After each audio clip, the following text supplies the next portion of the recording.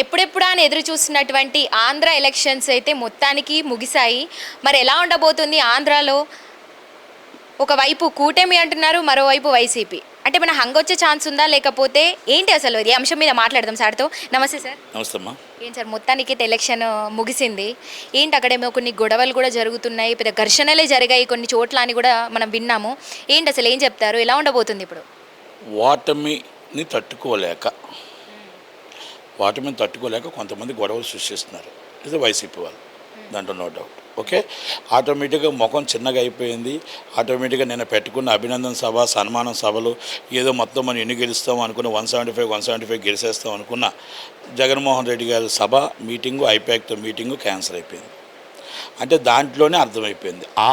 ఆ గురి నుంచే వచ్చినవి మాకు ఇన్ఫర్మేషన్లు కూడా. మేము ఓడిపోతున్నాం. ఓకే, నిన్న గ్రౌండ్ లెవెల్లో మేము మొత్తం 15 రోజులు బట్టి గ్రౌండ్ లెవెల్లో శ్రీకాకుళం నుంచి అప్ టు పిఠాపురం దాకా తిరుగుతున్నాం. మాకు 15 రోజుల ముందు కొంచెం మేము నువ్వేనని తప్పు ఉంది. మళ్ళీ 2 రోజుల ముందు మాకు వేవ్ వచ్చింది. విజయనగరం అసలు యాక్చువల్గా మా వాళ్ళకి 60 మాకు 40 అనుకున్నాం. అలాంటి 100% వేవ్ వచ్చింది. అక్కడ బొత్స సత్యనారాయణ గారు ఓడిపోతున్నారు, గొడగట్ల వీరభద్ర స్వామి ఓడిపోతున్నారు మాకు నిన్న వచ్చిన ఇన్ఫర్మేషన్లో. అంటే ఓకే, ఎవరిది ఏమైనా ఎవరి ఆశలు వాళ్ళకు ఉంటాయి. మేము ఇది ఊహాగిర్జితం మాత్రమే, ఎవరో చెప్పలేదు. వాటరు బయట ఒక చెప్పి లోన ఏమేసాడని తెలియదు. ఒకటి శ్రీకాకుళంలో మేము 10కి 10 గెలుస్తాం. అలా మొత్తం టోటల్గా ఈస్ట్ గోదావరి, వెస్ట్ గోదావరి, అంటే నాకు అక్కడ దాకా తెలుసు. మొత్తం ఓవరాల్గా అన్నీ కూడా మొత్తం టోటల్గా కూటమి గవర్నమెంట్ ఫామ్ చేస్తుంది. 1,10,000 మెజార్టీతో ఫస్ట్ నుంచి ఇప్పుడు దాకా చెప్పుకొస్తున్నాం. పవన్ కళ్యాణ్ గారు అదే మెజార్టీతో ఆయన గెలుస్తారు. అలాగే లోకేష్ గారు 80,000 మెజార్టీతో గెలుస్తారు. కూటమి ఆయన చంద్రబాబు గారు గెలుస్తారు. అయిపోయిందా? సీఎం రమేష్ గారు నేను ఫస్ట్ చెప్పిన అలాగే గెలుస్తారు. ఇది కూటమికి ఒక ఊపు వచ్చింది. అయితే నేను ఒకటంట, కనివిని ఎరగని, నేను 35 సంవత్సరాలు రాజకీయాలు ఉన్నా. ప్రపంచంలో 70 లక్షల మంది వచ్చి ఉదయం 7:30కే 300-400 మంది కాపలాలు కాసి మొత్తం టోటల్గా రోడ్డు మీదకి వచ్చి రాత్రి 2 దాకా పోలింగ్ జరిగింది ఏదైనా ఉందంటే ప్రపంచంలో ఇదే ఫస్ట్ టైం. ఇక్కడ బస్సుల నుంచి వెళ్ళిన వాళ్ళు అవ్వచ్చు, లేకపోతే ఫ్లైట్లు ఓన్గా పెట్టుకున్న వాళ్ళు అవ్వచ్చు, కార్లు అవ్వచ్చు, ఏమైనా అవ్వచ్చు, ఒక కసితో ఒక పాలన పోవాలి అన్న ఆలోచనతో వచ్చి ఓటేశారు. నేను ఎందుకంటే ప్రతి గ్రౌండ్లో అందరిని అడుగుతూ వెళ్ళాను. ప్రతి ఒక్కరిని వెళ్ళి అడిగాను. ప్రతి ఒక్కరిని కూడా ఏమైనా పథకాలు అటు పనికొచ్చాయా లేకపోతే ఏంటని అడిగి వెళ్ళాను. ఓకే, ఏది ఏమైనా ఇప్పుడు వాళ్ళు రాష్ట్ర దాకా మేమే గెలుస్తామని వాళ్ళు అనుకుంటారు, మేమే గెలుస్తామని మేము అనుకుంటాము. జూన్ 4వ తారీఖు నాడు ఉదయాన్నే 12 గంటల కదా రిజల్ట్స్ వస్తాయి. జూన్ 9 వరకు 10 వరకు ప్రమాణ స్వీకారం చేస్తారు. ఇది నో డౌట్. అయిపోయింది కదా. ఇక్కడ ఎవరు ఎలా గెలుస్తారు ఏంటని పక్కన పెట్టేస్తే, ప్రేక్షకులు ఒక అభివృద్ధిని కావాలనుకున్నారు. ప్రజలు ఒక నిర్ణయం తీసుకున్నారు. మనకు ఒక రాజధాని కావాలనుకున్నారు, పోలవరం పూర్తి కావాలనుకున్నారు, ఇన్ఫ్రాస్ట్రక్చర్ కావాలనుకున్నారు, అలాగే ఉద్యోగాలు కావాలనుకున్నారు. కనుక అందుకనే ప్రభుత్వం వ్యతిరేకత 82% ఎప్పుడైతే వచ్చిందో వ్యతిరేకత వచ్చి అపోజిషన్ పార్టీ గెలుస్తుంది. ఇది మనం ఫస్ట్ నుంచి మనం అనుకుంటుంది. 65% లోపు వస్తే 100% వైసీపీ గవర్నమెంట్ ఫామ్ చేస్తుంది. 76% అనుకున్నాం మేము, 82% వచ్చింది. అంటే మేము అనుకుంటున్న ఎక్స్ట్రాడినరీ మెజార్టీ. లాస్ట్ టైం మీకు 2019 కంటే ఎక్కువ వచ్చే మెజార్టీ ఉంది. 45 సీట్లు మాత్రం 500, 200, 300, 5,000, 3,000, 2,000 మెజార్టీ 5,000 బిలో 45 సీట్లు ఉన్నాయి. తక్కువవి ఆల్మోస్ట్ మొత్తం అన్నీ కూడా మేము స్లిప్ చేస్తాం. రెండోది కాంగ్రెస్ పార్టీ కూడా కడపలో కూడా ఆమె మొత్తం రిపోర్ట్స్ అవి కూడా చెప్తున్నాయి ఆమె కడపలో గెలుస్తుందని. కాంగ్రెస్ కూడా 1-2 ఎమ్మెల్యే సీట్లు వస్తాయి. వాళ్ళు కూడా మంచి పర్ఫార్మెన్సే చేశారు. అది జగన్మోహన్ రెడ్డి గారు దెబ్బ. ఒకటి పవన్ కళ్యాణ్ గారిని ఓడించడానికి ఎన్నో ప్రయత్నాలు చేశారు. అల్లు అర్జున్ గారిని తీసుకొచ్చారు. 4 గంటలకు విజయమ్మ లెటర్ 1 గంటన్నరకు వస్తే ఆ లెటర్ని సోషల్ మీడియా రాకుండా అల్లు అర్జున్ గారిని తీసుకొచ్చి సోషల్ మీడియా గారిని పెట్టి ఎలాగైనా వైసీపీ సపోర్ట్ అని చెప్పి ఇది ప్లేయింగ్ ఇది డ్రామా చేశారు.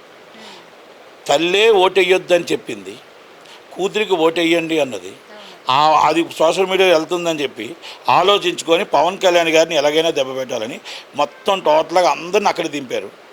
పవన్ కళ్యాణ్ గారు ఎవ్వరు కూడా నాకు రండి సపోర్ట్ చేయండి అని ఎవ్వరిని అడగలేదు. అందరూ స్వచ్ఛందంగా వెళ్ళాం తప్ప వాళ్ళ చిన్న అన్నయ్యని అడగలేదు, వాళ్ళ పిల్లల్ని అడగలేదు, ఎవరిని అడగలేదు. స్వచ్ఛందంగా ఫ్యామిలీ మెంబర్స్ అండ్ రైటర్ వచ్చారు. అయితే ఏదైనా డిస్ప్యూట్స్ ఉంటే చిన్న చిన్నవి ఉంటే ఉండొచ్చు, నేను కాదని చెప్పట్లే. అల్లు అర్జున్ గారు ఎంత గొప్పవాడైనా మెగా చిరంజీవి గారు వృక్షంలోంచి వచ్చిన వాడని మాత్రం గుర్తుపెట్టుకోవాలి మనం. సపరేట్గా అల్లు అర్జున్ రాలే.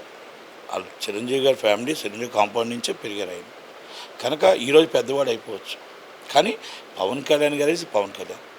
కానీ ఆ 4 o'clockకి వెళ్ళడం అనేది కరెక్ట్ కాదేమో, ఇది నా వ్యక్తిగత అభిప్రాయం. ఆ టైంకి ఓకే, ఒకరు వెళ్ళిపోయినంత మాత్రాన పవన్ కళ్యాణ్ గారు ఓడిపోతారో, ఒకరు ఒకరు వచ్చేసినంత మాత్రం పవన్ కళ్యాణ్ గెలుస్తారు అనేది తప్పు. పవన్ కళ్యాణ్ గారు 2019లో చేసిన తప్పులు మళ్ళా జనాలు చేయలేదు. జనాలు అందరూ కూడా మొత్తం పవన్ కళ్యాణ్ గెలిపించుకుంటాం, బంపర్ మెజార్టీతో మేము గెలిపించి తీరుతాం, మొత్తం అందరూ ఒకటే నిర్ణయం తీసుకున్నారు. మొత్తం నేను అన్ని బూతులు కనుక్కున్నాను కదా సార్, మేము గెలిపించుకుంటాం, మేము గెలిపించుకుంటాం అన్నారు. 2 గంటలకే ముద్రగడ పద్మనాభం గారు వెళ్ళిపోయారు. శంఖవరంలో బంపర్ మెజార్టీ, ఆయన ఉన్న ఏరియాలోనే బంపర్ మెజార్టీ వస్తుంది. అది కనుక ఏది ఏమైనా ముద్రగడ పద్మనాభం గారు వైసీపీకి సపోర్ట్ చేసినా, ఒకవేళ అల్లు అర్జున్ గారు చేసినా, గెలుపు అనేది జనాలు నిర్ణయించుకున్నప్పుడు ఎవరు ఏం చేయలేరు. ఓకే, జూన్ 4వ తారీఖు మనకు బూతులు ఓపెన్ అవుతాయి.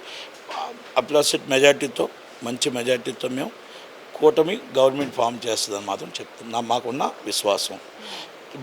భజన బ్యాచ్ మొత్తం ఓడిపోతుంది. కొత్తగా టికెట్లు ఇచ్చారు కదా, వాళ్ళు ఈయన పక్కన గెలుస్తారు. జగన్మోహన్ రెడ్డి గారు గెలిచి ప్రతిపక్షంలో కూర్చుంటారు. సార్, ఇందాక మీరు చెప్పినట్టుగా పోలింగ్ అప్పుడే ఇన్ని ఘర్షణలు సృష్టించినటువంటి వైసీపీ పార్టీ మరి ఇప్పుడు జూన్ 4కి రిజల్ట్ తెలిసిన తర్వాత మరి ఓడిపోయాను అని తెలిసిన మరుక్షణం ఇంకా ఎన్ని ఘర్షణలు సృష్టించేటువంటి అవకాశం ఉంటుందంటారు? ఘర్షణలకు ఛాన్స్ ఉండదు. థర్డ్ నైట్ ఆల్రెడీ బిసాన్ సర్దుకుంటారు. 4th మార్నింగ్ బిసాన్ సర్దుకుంటారు. అన్నీ ఒక్కొక్కరు 18, 20 తారీఖు నాడు ఒక్కొక్కరు ఫారెన్, ఒకరు బెంగళూరు పక్కనూరు, ఇంకో పక్కనూరు, ఆల్రెడీ ఆల్మోస్ట్ అందరూ కూడా బిసాన్ సర్దుకోవడానికి రెడీగానే ఉన్నారు. ఇక సృష్టించడాలు ఉండవు. ఈసీగా వెరీ గుడ్ పర్ఫార్మెన్స్. వాళ్ళు కూడా బాగుంటారంటారా మరి జగన్? ప్రజల నిర్ణయాన్ని ఎవరైనా చిరస వహించాల్సిందే. ప్రజల నిర్ణయానికి కేసీఆర్ గారు చిరస వహించలేదా? ఎవరైనా చిరస వహించవలసిందే. అందుకే అంటారు, అహంకారం పనికిరాదు, ముళ్ళ కంచెర పనికిరావు. నువ్వు ముద్దు పెట్టి పాదయాత్ర చేసుకొని అక్క నాకు ఓటేయండి, అమ్మ నాకు ఓటేయండి అని అడిగావు. ఈరోజు హెలికాప్టర్లో ఎదిగావు, నువ్వు బస్సుల్లో తిరిగావు. మమ్మల్ని 5 సంవత్సరాలు నీ ఇంటి చుట్టూ దరిదాపులు రాకుండా 1/2 కిలోమీటర్ మమ్మల్ని ముళ్ళు కంచెలు వేసావు. మా ముళ్ళు కంచెలు ఏంటో, మా చేతిలో ఆయుధం ఉంది, అది ఎంపీకి ఎమ్మెల్యేకి. ఆ ఆయుధంతో మేము చూపిస్తాం. 5 సంవత్సరాలు నువ్వు రానివ్వలేదు. ఈసారి మేము రాణిస్తామో లేదో మేము నిర్ణయించుకుంటామని ప్రజలు నిర్ణయించుకున్నారు. ఇది మన నిర్ణయం కాదు. కనుక అందుకే గెలిచిన వాళ్ళు ఎవరైనా, ఎమ్మెల్యే అయినా, ఎంపీ అయినా, వాళ్ళు చీఫ్ మినిస్టర్ అయినా తెలుసుకోవాల్సింది ఏంటో తెలుసా? ఈరోజు ప్రజల దగ్గరికి మనం వస్తున్నాం. 5 సంవత్సరాలు వాళ్ళకు దూరం అయ్యి మన 3 పియ్యను పెట్టి అక్క మా పియ్యలు వచ్చి సార్ బిజీగా ఉన్నారంటే నీకు మళ్ళీ 5 సంవత్సరాల తర్వాత నిన్ను బిజీ చేసేస్తారు వాళ్ళు ప్రజలు. ఆ నిర్ణయం గుర్తుపెట్టుకొని ప్రజల్లోనే ఉండాలి, ప్రజలతోనే మమేకం అవ్వాలి, ప్రజల కష్టాలు తెలుసుకోవాలి. ప్రజలు రోడ్లు బాగున్నాయా, ఉద్యోగాలు వచ్చాయా, 3,000 ఇస్తే సరిపోదు, ఆ కొడుకు ఉద్యోగం ఇవ్వాలి, ఆ తల్లికి ఆ కూతురుకు పెళ్ళి అవ్వాలి. ఇలాంటివన్నీ మనం చేసుకుంటే రేపు 10 కాలాల పాటు మనం ఇంతకుముందు ఎమ్మెల్యేలు ఏడేసారు, ఎమ్మెల్యేలు ఎందుకు గెలిచారు, ఎంపీలు ఎందుకు గెలిచారు ఒకసారి ఆలోచించుకొని ప్రతి ఎమ్మెల్యేకి పిఎస్లు పెట్టడం గొప్ప కాదు, ప్రజలను చూసుకోవడం గొప్ప. మీరు కారులో తిరగడం గొప్ప కాదు, ప్రజల దగ్గరికి వెళ్ళడం గొప్ప. ఏ సీఎం అయినా 1 అవర్ ప్రజలతో ఉదయం లేస్తే రాజశేఖర రెడ్డి గారు మమేకం అవ్వండి. 1 అవర్ మీరు వాళ్ళు చూసి అమ్మా బాగున్నావు అంటే మళ్ళీ 5 సంవత్సరాల దాకా మీకు మళ్ళీ తిరుగు లేకుండా మళ్ళీ మీకే ఓటేస్తారు. ఎందుకంటే ఆ ప్రజల దగ్గరికి వచ్చినప్పుడు మళ్ళీ మీ దగ్గరికి మేము వచ్చినప్పుడు కలాలి అని ఒక ఆశ ఉంటుంది. మీరు ఏదో చేసేస్తారని కాదు, ఆ అభిమానం ఉండాలి. కంపల్సరీ రాజకీయ నాయకుడికి ప్రతి వాళ్ళకి అది ఉండాలి. అది ఉంటుందని అనుకుంటున్నా. చంద్రబాబు నాయుడు గారికి కంపల్సరీ, ఆయన కూడా కొంచెం తప్పులు జరిగాయి ఈసారి. మొన్న జైల్లో ఉన్నప్పుడు ఆయన అన్నీ తెలుసుకున్నాడు. ఎవరు మనవాళ్ళు, ఎవరు పైవాళ్ళు, ఎవరు పగవాళ్ళు అన్నీ చూసుకొని ఈరోజు అభివృద్ధి చేయగలడు. పవన్ కళ్యాణ్ గారు అయితే ఒక యువత ప్రజల్ని బాగా చూసుకోగలడన్న నమ్మకం ఉంది. ఆ నమ్మకాన్ని ఎన్డీఏ గవర్నమెంట్ కూడా, మోడీ గారు కూడా సమర్థించి తలతన్నిన రాజధాని మనం కడతాం. అలాగే పోలవరం పూర్తి చేస్తాం, విశాఖపట్నం స్టూడియోలు పెడతాం, అలాగే ఈస్ట్ గోదావరి స్టూడియోలు పెడతాం, మదనపల్లి స్టూడియోలు పెడతాం. మనం ఇన్ఫ్రాస్ట్రక్చర్ వస్తుంది, యువతకు ఉద్యోగాలు వస్తాయి, అభివృద్ధి చెందుతుంది అని ఆశిస్తూ జూన్ 4వ తారీఖు నాడు కన్ఫామ్గా గవర్నమెంట్ ఫామ్ చేస్తామని ఒక నమ్మకం మాకుంది. ప్రజల దగ్గర కనుక్కున్న నాడి బట్టి మేము చెప్పగలుగుతున్నాం తప్ప అంతకన్నా మేమేం చేసేది లేదు. అది ఆల్రెడీ జూన్ 4 నాడు తెలుస్తుంది నిర్ణయం అనేది. అంతే. Thank you so much.